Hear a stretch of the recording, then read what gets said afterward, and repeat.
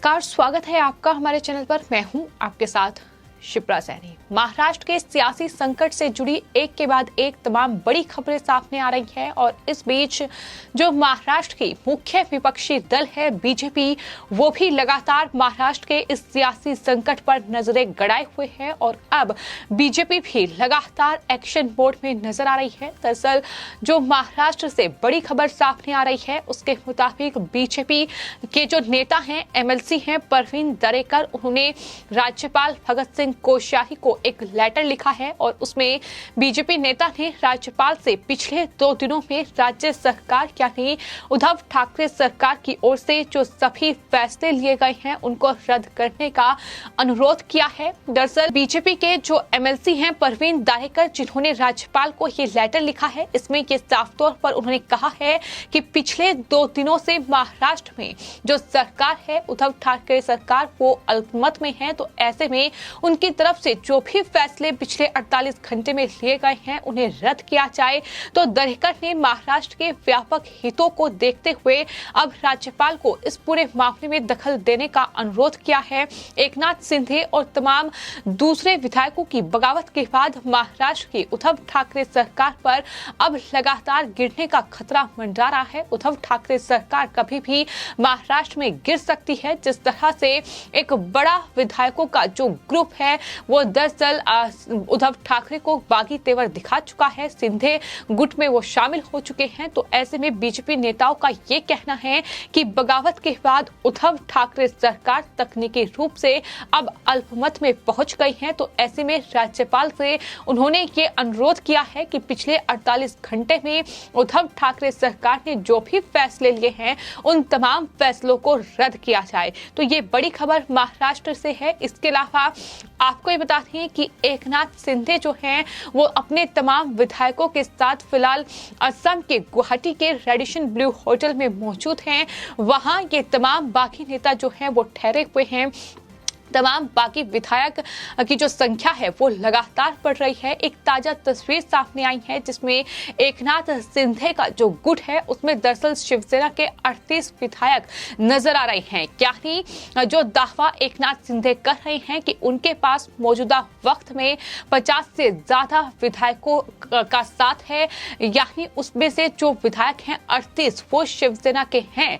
तो साफ तौर पर जो उद्धव ठाकरे हैं उनके लिए मुश्किलें बढ़ रही हैं और दल बदल कानून उन पर लागू नहीं होगा। जिस तरह से एकनाथ शिंदे के साथ ये 38 शिवसेना के विधायक हैं, तो ऐसे में शिवसेना जो लगातार इस कोशिश में है कि किसी भी तरीके से सरकार को बचाया जाए, लेकिन अब कहीं न कहीं उद्धव ठाकरे सरकार किसी भी वक्त गिर सकती है क्योंकि विधायकों की संख्या नहीं है। तो ऐसे में बहुमत का आंकड़ा जो है वो शिवसेना के पास नहीं है, वो महा विकास आघाड़ी के पास नहीं है। तो ऐसे में लगातार सरकार पर खतरा मंडरा रहा है। और इस बीच आपको ये बता दें कि शिवसेना के जो बाकी नेता हैं, भरत गोगावले जो विधायक हैं, उनकी तरफ से एक बयान सामने आया है जिसमें उन्होंने ये दावा किया है कि शिंदे खेमे में अभी और अधिक विधायक जो हैं वो शामिल होंगे और एकनाथ शिंदे तय करेंगे कार्य योजना, ये उनकी तरफ से कहा गया है। तो लगातार बयानों का दौर जारी है। क्या कुछ शिंदे खेमे में चल रहा है,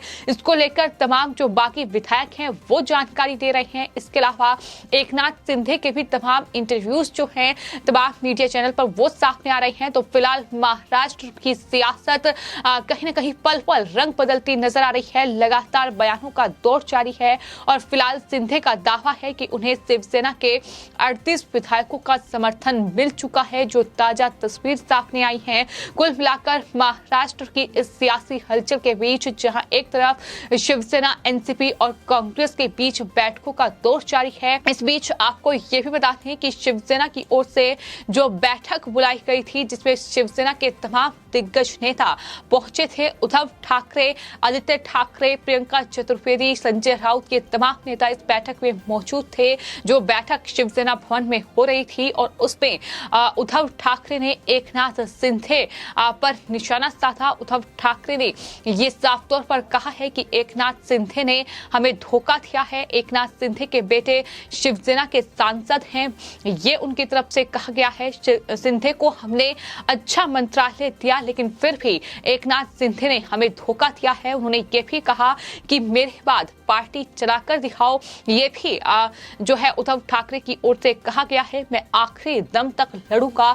ये तमाम उद्धव ठाकरे की प्रतिक्रियाएं हैं जो इस बैठक में सामने आई हैं। जो जानकारी सामने आई है उसके मुताबिक दरअसल क्या कुछ उद्धव ठाकरे की ओर से इस बैठक में कहा गया है। उन्होंने कहा है कि अगर मैं काबिल नहीं तो मैं पद छोड़ने के लिए तैयार हूं, अगर मैं सक्षम नहीं तो आप शिवसेना चलाओ। ये भी उन्होंने एकनाथ शिंदे को कहा है। मैंने वर्षा छोड़ा, विश्वास नहीं हो रहा है, सत्ता आती है और जाती है लेकिन हमारी लड़ाई जारी रहेगी। ये तमाम बातें उद्धव ठाकरे की ओर से कही गई हैं। तो फिलहाल इस तरीके से लगातार जो सियासी घटनाक्रम है वो महाराष्ट्र में चल रहा है। फिलहाल जहां एक तरफ उद्धव ठाकरे, एनसीपी चीफ शरद पवार, इसके अलावा कांग्रेस की मीटिंग का दौर जारी है, तो वहीं आपको यह भी बता दें कि देवेंद्र फडणवीस जो कि महाराष्ट्र के पूर्व मुख्यमंत्री रहे हैं, बीजेपी के नेता हैं और शायद कहीं ना कहीं उनकी ही रणनीति के चलते इस तरीके से महाराष्ट्र में आज ये सियासी घटनाक्रम देखने को मिल रहा है। चूंकि राज्यसभा के बाद विधान परिषद का चुनाव और उन चुनावों में बीजेपी की जीत ये साफ तौर पर बताती है कि कहीं ना कहीं देवेंद्र फडणवीस जो हैं एक बड़े चाणक्य के तौर पर सामने आए और महा विकास अघाड़ी को मात दी, जिसके बाद ये तस्वीर निकलकर सामने आई है। उनके भी आवास पर लगातार मीटिंग का दौर जारी है। एक के बाद एक तमाम पार्टी विधायक जो हैं वो वहां पहुंच रहे हैं। वहां उनके आवास पर विधायकों के आने और जाने का सिलसिला लगातार जारी है। तो कुल मिलाकर ये पूरा सियासी बवाल है जो महाराष्ट्र में देखने को मिल रहा है। लेकिन सवाल यही है कि आखिर राज्यपाल भगत सिंह कोश्यारी जो कि फिलहाल कोरोना पॉजिटिव हैं, लेकिन बताया ये जा रहा है कि वीडियो कॉन्फ्रेंसिंग के जरिए वो दरअसल अपना कार्य जो है वो करेंगे। तो फिलहाल ये लेटर उन्हें लिखा गया है जिसमें ये कहा गया है कि उद्धव ठाकरे सरकार जो है वो पिछले 48 घंटे से अल्पमत में है। ऐसे में उनकी तरफ से जो फैसले लिए गए हैं उन फैसलों को रद्द किया जाए। हालांकि महाराष्ट्र में जो सियासी संकट गहराया हुआ है उस पर बीजेपी के जो शीर्ष नेतृत्व है, जो बीजेपी के बड़े नेता हैं, उनका हालांकि कोई बड़ा बयान सामने नहीं आया है। यहां तक कि पूर्व मुख्यमंत्री देवेंद्र फडणवीस ने भी चुप्पी साधी हुई है। इसके अलावा प्रदेश अध्यक्ष जो चंद्रकांत पाटिल हैं उन्होंने भी कुछ खुलकर इस पूरे मामले पर बात नहीं की है, कोई बयान नहीं दिया है और इस पूरे मामले पर कोई भी ऑफिशियल स्टेटमेंट उनकी तरफ से सामने नहीं आया है। लेकिन वहीं जो राज्य में हालात बन रहे हैं और जिस तरह से महा विकास अघाड़ी में एनसीपी और कांग्रेस के साथ शिवसेना का गठबंधन है, वो दोनों ही पार्टियां इस पूरे सियासी बवाल को लेकर कहीं न कहीं बीजेपी को जिम्मेदार ठहरा रही हैं। तो वहीं एनसीपी के कुछ नेता दरअसल इस पूरे सियासी ड्रामे को शिवसेना का एक ड्रामा भी करार दे रहे हैं। इस तरीके की खबरें भी सामने आ रही है। हालांकि बीजेपी इस गठबंधन सरकार को गिराना चाहती है। वरिष्ठ नेता जो हैं कांग्रेस पार्टी के मल्लिकार्जुन खड़गे, उनकी तरफ से कहा गया है कि राज्य सरकार को बीजेपी अस्थिर करना चाहती है, ये उनकी तरफ से कहा गया है। तो इस तरीके से लगातार जो है बयानों का दौर जारी है। वहीं शिवसेना से बगावत करने वाले एकनाथ शिंदे का दावा है कि उनके पास फिलहाल 42 विधायकों का समर्थन है, जिसमें 40 से ज्यादा विधायक शिवसेना के हैं। जैसा कि हमने आपको बताया कि 48 के साथ उनकी तस्वीर सामने आई है, लेकिन विधायकों के अभी भी गुवाहाटी पहुंचने का सिलसिला जारी है और अब 8 और विधायक गुवाहाटी पहुंच रहे हैं, ये खबर सामने आई है और इसके बाद की संख्या 40 से भी ऊपर पहुंच रही है, जो कि शिवसेना के विधायकों की संख्या है। और शिंदे गुट ने अपनी नाराजगी का कारण मुख्यमंत्री उद्धव ठाकरे को बताया है। जो कल चिट्ठी सामने आई थी संजय सिरसाट की, उसमें साफ तौर पर लिखा गया था कि आखिर किन मुद्दों को लेकर नाराजगी है, आखिर क्या वजह है कि इस तरह से शिवसेना जो है वो फिलहाल 2 गुटों में बंट चुकी है। एक तरफ एकनाथ शिंदे का गुट है तो दूसरी तरफ उद्धव ठाकरे का गुट है। आखिर इस तरह से शिवसेना में फूट क्यों पड़ी है, इसकी वजह क्या है? इस वजह को उन्होंने अपने लेटर में लिखा था, जिसमें साफ तौर पर यह कहा गया था कि उद्धव ठाकरे उन्हें पूरी तरीके से दरकिनार कर रहे हैं, उनकी सुनवाई नहीं हो रही है। अयोध्या दौरे पर उद्धव ठाकरे गए लेकिन विधायकों को नहीं लेकर गए, उन्हें आखिरी वक्त पर फोन कॉल करके मना कर दिया गया अयोध्या आने से।